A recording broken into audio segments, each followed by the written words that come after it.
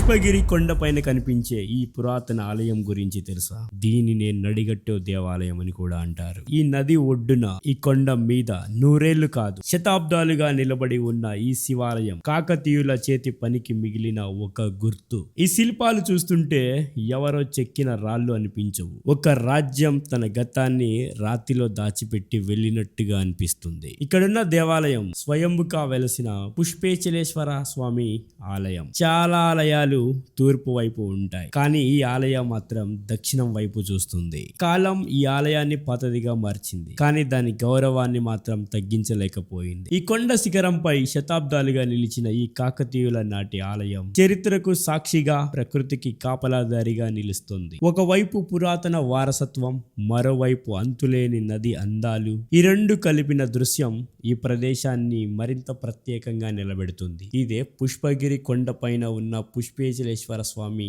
ఆలయం. దీనిని నడిగట్టు దేవాలయం అంటారు. ఇదొక వైకుంఠం లాంటి ఒక ప్రదేశం.